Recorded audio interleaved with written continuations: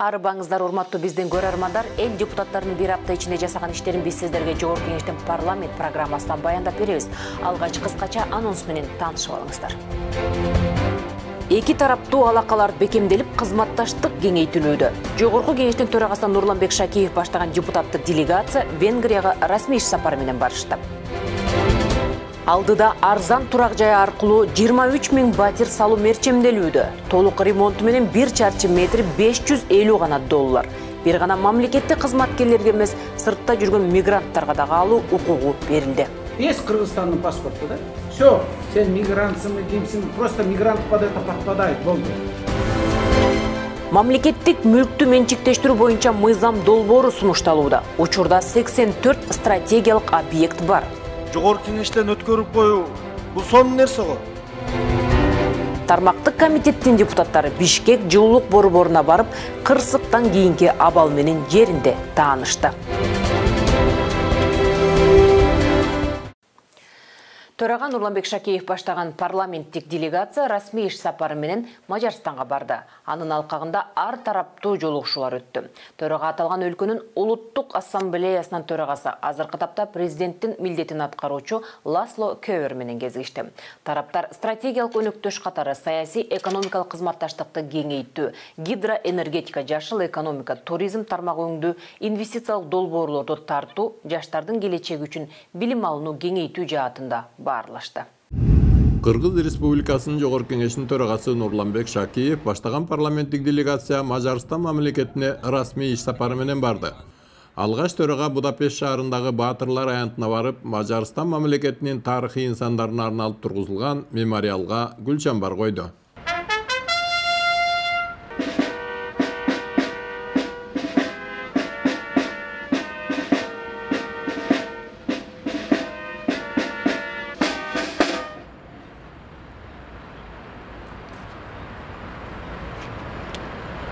Тарыхый байланышы тереңе өлкөнүн парламенттер аралык байланышын чыңдоого багытталган иш сапар Мажарстандын улуттук ассамблеясында уланды. Төрага Нурланбек Шакиев улуттук ассамблеянын төрагасы азыркы тапта президенттин милдетин аткарып жаткан Ласло Кövер менен жолугушту. Жолугушууда Кыргызстан менен Мажарстандын ортосундагы саясий, экономикалык, маданий, гуманитардык алакаларды арттыруу, ошондой эле парламенттер аралык кызматташтыкты кеңейтүү маселелери талкууланды. Төрага Нурланбек Шакиев Мажарстан Кыргызстандын Европа биримдигиндеги негизги стратегиялык өнөктөш экенин белгилеп, буга акыркы жылдары кызматташтык жигердүү өнүгүп, Кыргыз-Мажар өнүктүрүү фонду иштеп жатканын мисал кылды. Ошондой эле Боордош Мажар эли менен калыптанган эки тараптуу алакаларды мындан ары да өнүктүрүү зарылчылыгын айткан төрага экономикалык кызматташтыкты кеңейтип, соода байланышын күчтөндүрүү зарылчылыгына токтолду. Айрыкча гидроэнергетика, жашыл экономика, туризм өңдүү тармактарда инвестициялык долбоорлорду биргелешип ишке ашыруу демилгесин көтөргөн Нурланбек Шакиев аталган жаатта Кыргызстандын мүмкүнчүлүктөрү өтө чоң экенин кошумчалады. Өз кезегинде улуттук ассамблеянын төрагасы жана президентинин милдетин аткаруучу Ласло Кövер Мажарстан буга чейин батышка багытталган саясатты жүргүзүп келген болсо, акыркы жылдары чыгыштагы боордош мамлекеттерге багытталган саясатка өзгөчө көңүл буруп жатканын белгиледи. Мажарстан чыгышка карай бет буруу аталышындагы бул саясаттын алкагында Кыргызстан менен жигерди кызматташууга кызыктар. Андан соң Жогорку Кеңештин төрагасы Нурланбек Шакиев Мажарстандын парламентинин ишмердүүлүгү менен таанышып, ардактуу коноктор китебине каалоо тилегин жазып калтырды.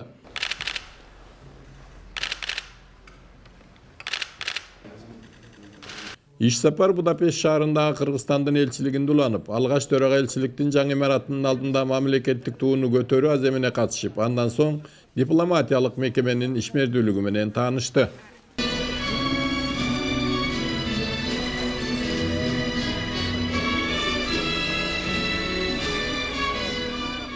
Ошондой эле Нурланбек Шакиев баштаган Жогорку Кеңештин депутаттары Мажарстанда иштеген мекендештер жана билим алып жаткан кыргызстандык студенттер менен жолугушту. Жолугушууда билим берүү тармагына жана миграциялык саясатка тиешелүү маселелер талкууланып, кыргыз жарандар үчүн Мажарстанда түзүлгөн шарт жагдайлар тууралуу сөз болду.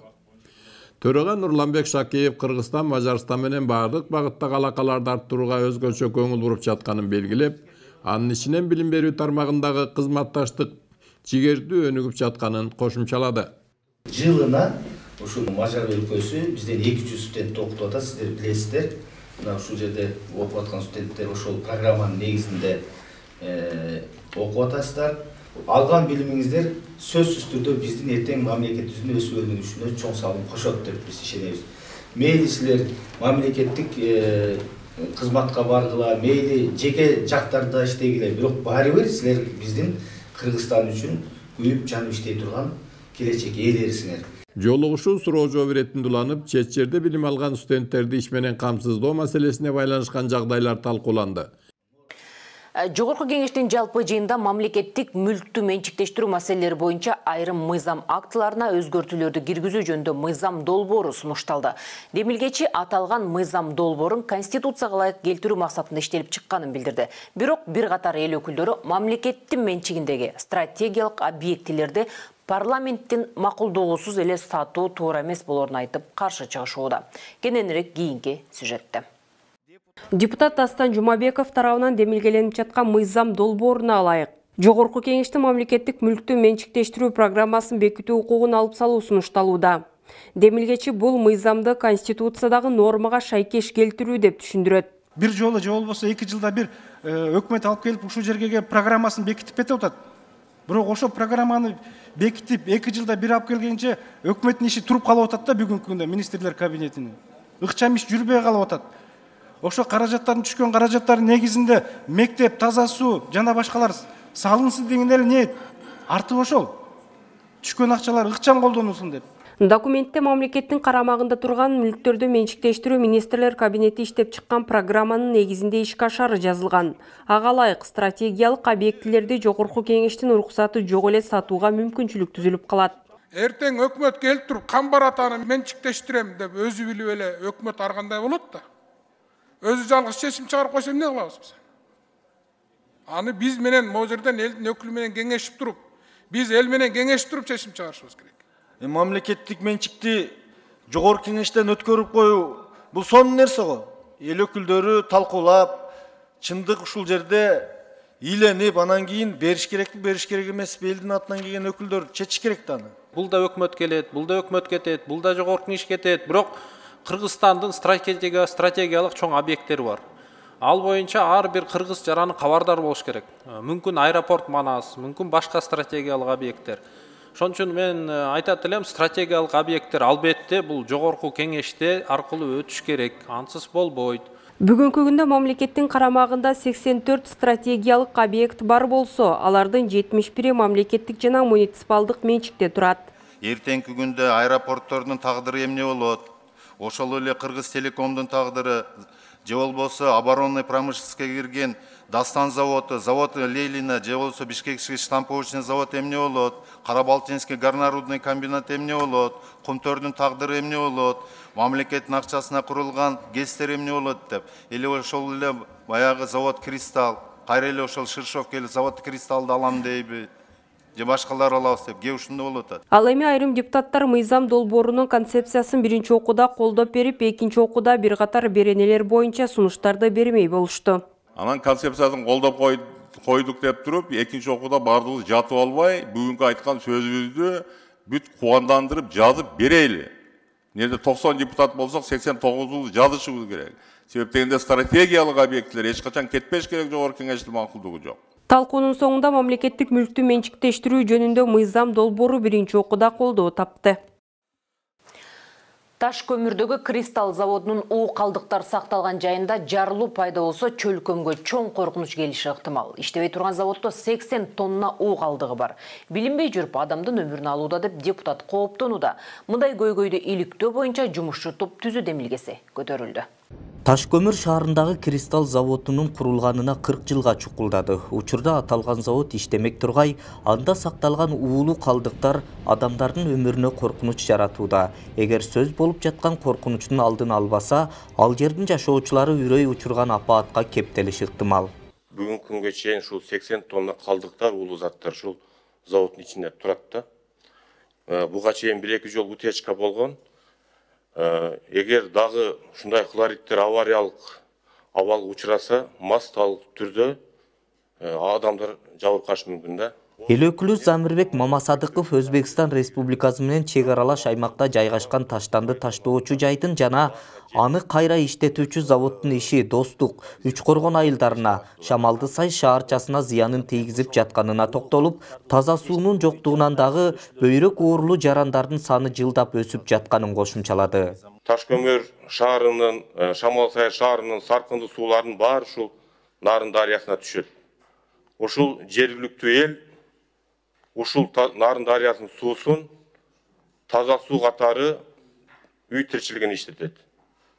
Аймактык ооруканалардын берген маалыматына караганда, акыркы 3 жылда бөйрөк оорусу, боор оорусу жана башка оорулар 3 эсеге көбөйгөн. Эл депутаты мындан башка дагы экологиялык орчундуу көйгөйлөрдү жүйө келтирип, жумушчу топ түзүүнү сунуш кылды. Ал эми сөз болуп жаткан көйгөйдү чечүү үчүн тиешелүү министрлик кандай иш алып барып жатат? Россия Федерациясы менен сүйлөшүлгөн тийиштүү каттар жиберилген, бул октябрь-ноябрь айы. Бүгүнкү күнү ошол кароо стадиясында туруп атат да. Буюрса булар чечилет.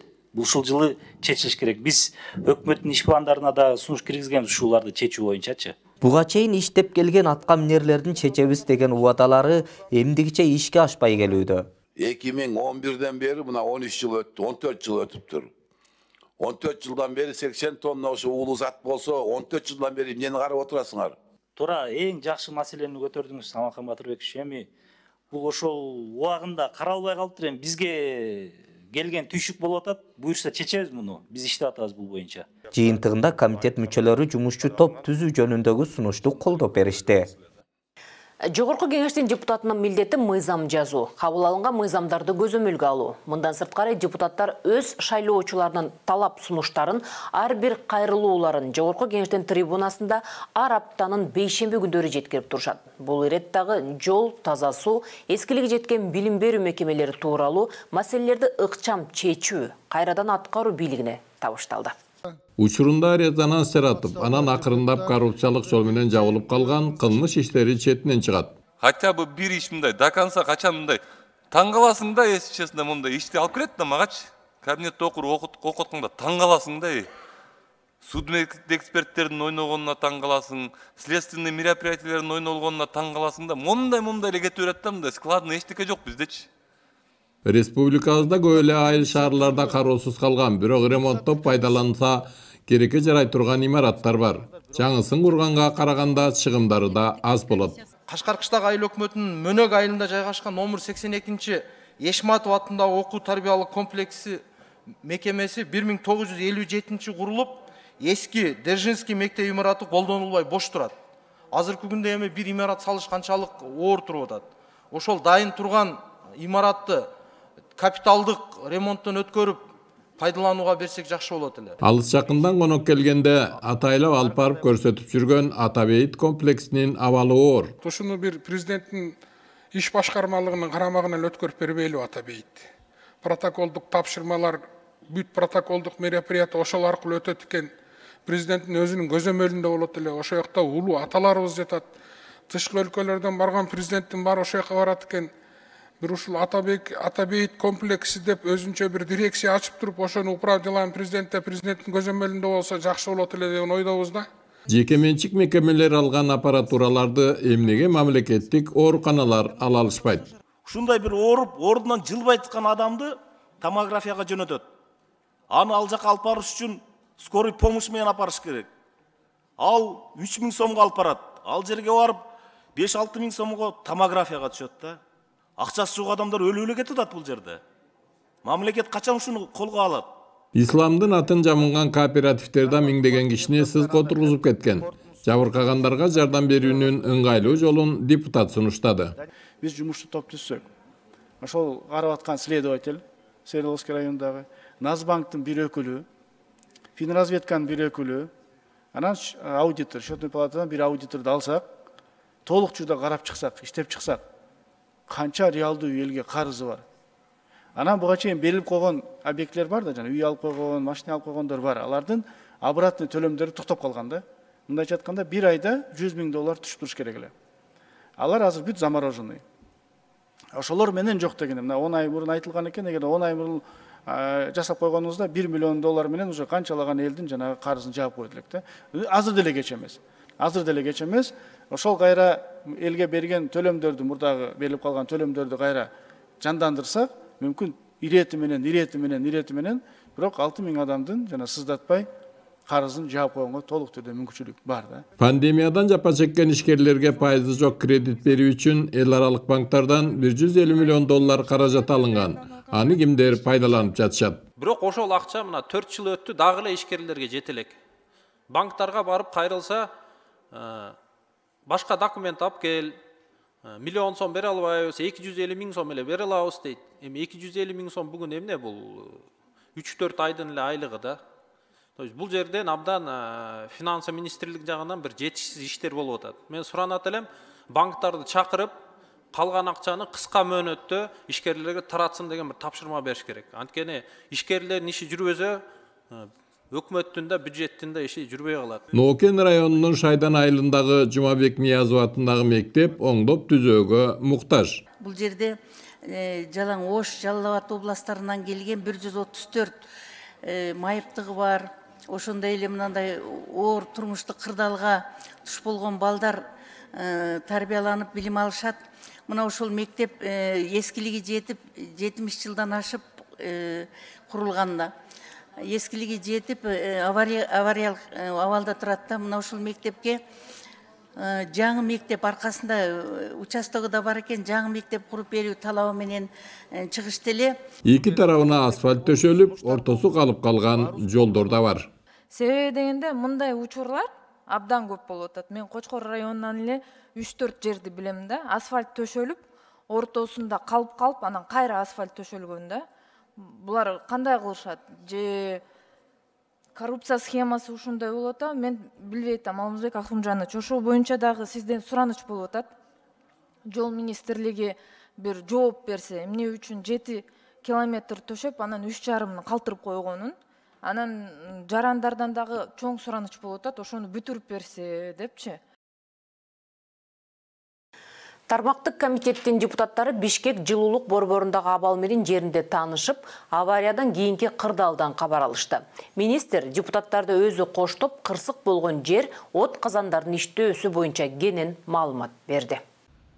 Бишкек жылуулук борбору акырындап калыбына келтирилүүдө. Борбордо шаар тургундарына ысык суу жана жылуулук берилди. Оңдоп түзөө иштеринин дээрлик көпчүлүгүн, тагыраагы 70% ишин жасоого курулуш компаниялар көмөк көрсөткөн. Жардам беришти да. Материалын бирок биз алып берип атабыз. Аяк конкретный аякты отдельный оплата 500 миллион. Энергетика министри Таалайбек Ибраевдин ырастоосунда Бишкек шаарынын жебинде авария болгонго чейин 11 буу казан жана 7 турбо генератор иштеп, жалпы кубаттуулугу 392 мегаватты түзгөн. Уже воскресенье күнү уже бүт котлоагрегаттар в работе 276 болду да. Ошон последний котлоагрегат номер 20, 2130 деп атат да. Ошондо в работу уже түнкү саат 2:40 включен номер 20.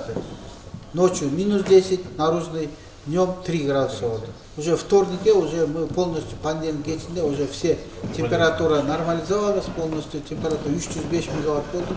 Ошон мен вторник күнү эртең менен уже все школы, детский сад, анан оставалась ысык сууну ошол биринчи күнү түнчүнөн баштап эле температура ысыккандан баштап бере баштадык.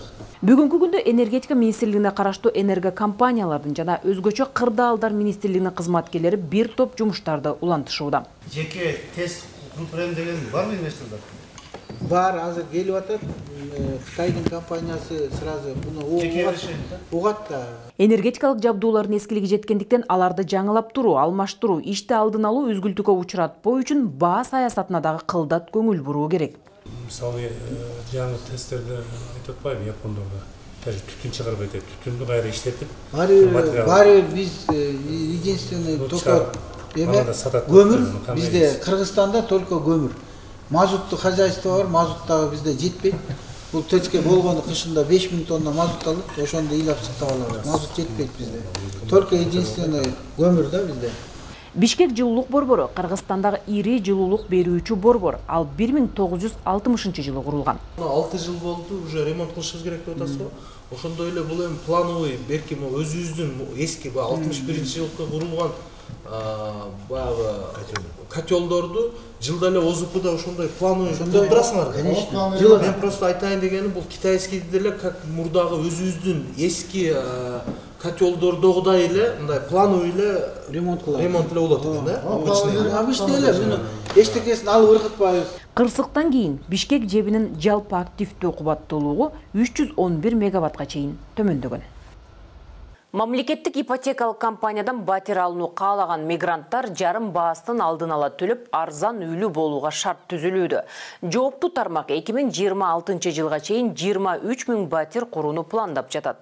Ал эми учурда турак жай алуу үчүн кезекке тургандардын саны 19 000ге жетти. Эл өкүлдөрү мамлекет куруп жаткан социалдык батирлердин баасы алдын алуу шарттары менен таанышып чыгып, сунуш пикирлерин билдиришти. Учурда Борбор калаадагы 3 объектте Менин үйүм программасы алкагында көп кабаттуу үйлөрдү куруу иштери кызуу жүрүүдө. Алгач элдик депутаттар тобунун депутаттары мамлекеттик ипотекалык компания куруп жаткан батирлердин курулушун көрүп чыгышты. Маалым болгондой, социалдык батирлердин наркы азыркы базар баасынан арзан болот. 1 квадрат метри бардыгы под ключ $550. Бардыгы ичинде ушул акыркы 19-20-25 жылдан бери очередке турган элдерибизге биз первоначально взноса 25 жылга, то есть 20 жылдан 25 жылга чейин мамлекеттик компания берет.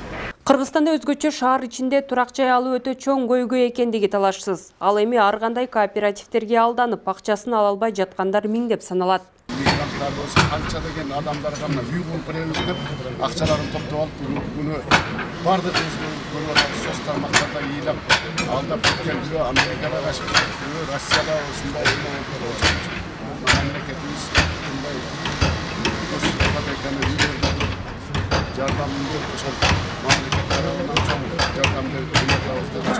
Жарандардын баары ала турган болбоду азыр, туурабы? Бул жакшы жаңылык болду да, аябайчы.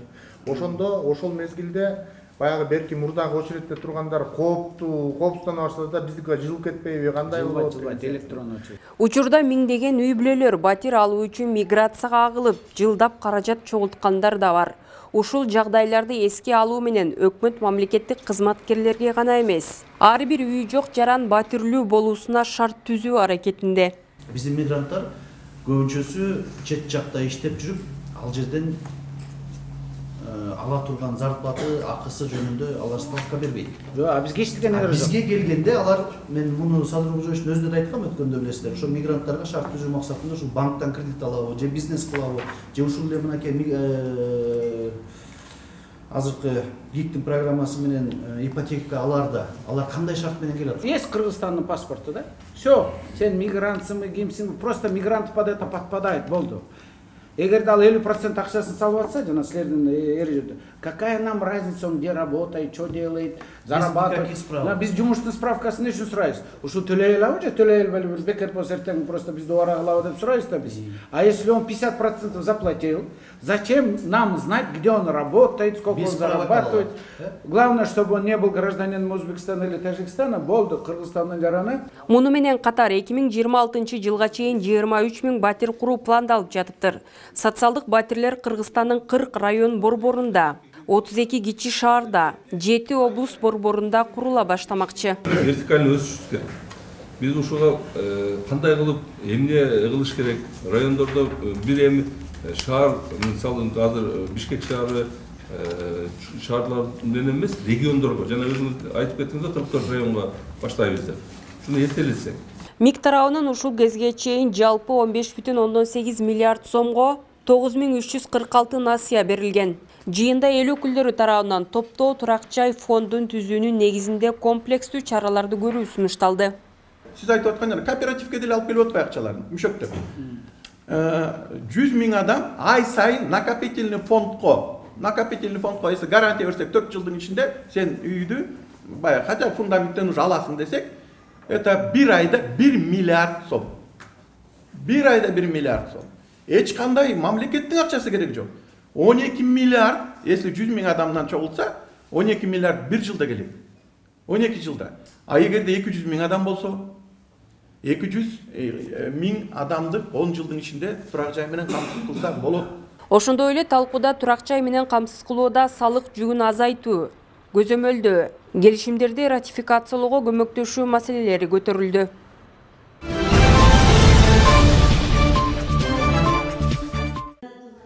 Жогорку кеңештин төрагасы Нурланбек Шакиев аялдардын, балдардын укуктары жана гендердик теңчилик боюнча кеңештин отурумуна катышты. Ага ылайык төрага Нурланбек Шакиев кеңештин негизги максаттарына токтолуп, жогорку кеңеш аялдардын, балдардын укуктарын коргоо жана гендердик теңчиликти камсыздоого багытталган мыйзамдык базаны чыңдоо жана алардын аткарылышын көзөмөлдөө жаатында жигердүү иш алып барууда. Айрыкча үй-бүлө институтун көп балалуу энелерди жана аялдар арасындагы ишкердүүлүктү колдоо, бардык чөйрөдө гендердик балансты камсыздоо артыкчылыктуу багыттардын бири деди. Муну менен катар аялдардын коомдук саясий турмуштагы ролун жогорулатуу максатында да алгылыктуу аракеттер көрүлүп жатканын айтты. Мыйзам аркылуу жергиликтүү кеңештерде аялдар үчүн 30% квота бекитилген. Мындай тажрыйба саналуу өлкөлөрдө гана бар. Андан тышкары жогорку кеңешке да айым депутаттардын шайланып келүүсүнө өзгөчө көңүл бурулууда. Учурда парламентте 20 депутат айым болсо, 3 министрликти да айым жетекчилер башкарууда деп кошумчалады. Кыргыз мамлекетинде гендердик саясат ыраттуу жүрүп келет. Буга далил катары айта турган болсок, мына жергиликтүү кеңештерге шайлоолорго 30% квота аялдарга берилген. Бул аябай чоң көрсөткүч. Мен ачык эле айтып коеюн, көп өлкөлөрдөн керек болсо ушул Европа өлкөлөрүнөн дагы мындай мисалдар кездешпейт. Такыр бул болсо биздин ушул гендердик саясатка, аялдарга болгон мамлекеттеги мамиленин жогорку көрсөткүч катары бааласак болот. Ошондой эле жогорку кеңештеги аялдардын орду квотасы дагы абдан жогору. Бүгүнкү күндө мына ошонун негизинде 90 депутаттын 20-сы аялдар болуп отурат. Бул абдан жакшы көрсөткүч. Мындан тура 35 жыл мурун көп улуттуу Совет мамлекетинин жоокерлери Оганстандан чыгарылган. 10 жылга созулган Оган согушу адамзат тарыхындагы ири кандуу окуя. Азырда кесепети жоюлбаган айыккыс жара катары сыпатталып калды. Салтанаттуу жыйында Оган согушунун каармандарынын эрдиктери эскерилди. Жогорку кеңештин төрагасынын орун басары Нурланбек Азыгалиев жана депутат Улукбек Ормонов Советтик армиянын Оганстандан чыгарылган күнүнүн 35 жылдыгына арналган салтанатка катышты. Советтик аскерлердин Оган жергесинин чыгарылышын 35 жылдык эскерүү мааракеси менен өзүмдүн атымдан жана ошол Оган согушунун ардагерлери республикалык кеңештин атынан чын жүрөктөн куттуктайм. Эл өкүлү убагында 7000дей кыргызстандык жоокер Афганистанга аттанганын эске салды. Алардын 300га жакыны согуш талаасында курман болуп, аман калгандардын ичинен 1500дөй жаракат алган. Тилекке каршы 4 жоокер дайынсыз. Согуштагы куралдуу күчтөрдүн ардагерлери жана оруктагы эрбекчилери жөнүндөгү мыйзамда сиздерге тиешелүү бардык кепилдиктер каралган. Мезгил талабына ылайык аталган мыйзам өзгөрүлүп, ардагерлердин жакын жашоосу үчүн жаңылана берет. Биз сиздердин эрдиңиздерди эч качан унутпайбыз. Жогорку кеңеш тарабынан ардагерлерге татыктуу кам көрүүгө багытталган бардык демилгелер колдоого алынып келүүдө. Иш-чарага Оган согушунун ардагерлеринин Республикалык кеңештин лидери Кожобек Рыспаев баштаган ардагерлер, алардын туугандары, жакындары катышты.